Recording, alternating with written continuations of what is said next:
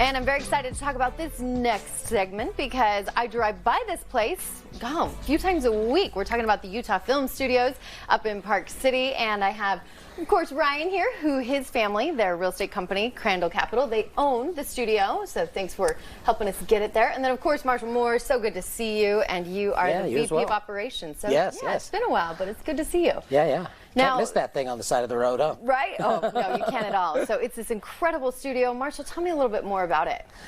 Well, it's in its 5th year. That's real exciting for us right now. I mean, when you first concept an idea about having a studio in Park City away from maybe a major metropolitan area, it's a little scary.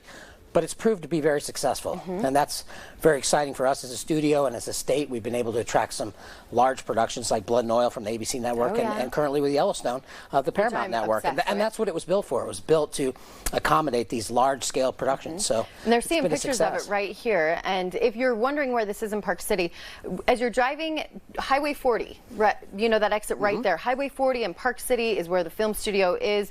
You could near either the go to Camas or to Park City at that point. Yeah. Exactly. Right there, and I mean it's full of so many different things, green rooms and studios. 3 sound stages, 39 private offices, 45,000 square feet on those sound stages, 91,000 square feet total, and it's been the perfect home for these larger scale productions, which we weren't able to accommodate before until the studio was built. And I'm a big fan of Yellowstone, so I've loved seeing that. It's also been a really fun spot for, last year's Sundance. I was there for quite a few of the great parties, and like you said, those sound stages, they proved to be a great home for a lot of amazing artists. So let's talk about, though, what's upcoming for, what are you guys going to do next? Well, I'll talk a little bit about last year's Sundance. We have been able to partner with Sundance several times. Another one of our properties will be hosting a Sundance this year. Good. But last year we were able to do Artists at the Table, and we raised over $1 million for Sundance. No way. The largest they've ever done. So it's great to be able to have that facility where we're able to hold these bigger events and kind of that cachet of Park City. It's been wonderful. Absolutely. Yeah. So you're doing Sundance again, and what else is in the future? Well, for we've got season 4 of coming Yellowstone. up, hopefully. Yeah, we're still waiting on the final word, but we just completed season 3, which will air sometime next summer. Oh, I'm so excited on the Paramount network. Yep, and they take the studio 100% of the time, and they take wall to wall, so there's no space for anybody else. So it's a wonderful situation. I didn't know they take up the entire thing, but it makes sense. Yeah, they're huge. They have about 250 employees. Yep. And they bring a lot of money in every year. They think last year they did about $30 million in between $20 and $30 million in the state direct spending, and that's hiring local crews, vendors, using locations, permits, all that, all mostly here in the state of Utah. Isn't it incredible to see what this one building is doing for our state and the people, the celebrities, the money it's bringing in, and everything? Well, I like to say it's like a platform for everything going on around it, whether it's the filming of the locations nearby. Or the people that are getting hired. Yeah. It serves as that kind of home-based platform for all these things to happen in and around the studio. Yeah, right there in our backyard. Yeah. You're talking about adding on to it as well. Yeah, well, right now the only problem we have is the film incentive. We need to increase that because they come for that. They come for the film incentive. As we do that, we can build 3 more sound stages. We have a hotel, office building, mixed-use buildings, a small theater. So yeah, we have a lot of plans there, and just need to keep growing, keep this industry alive.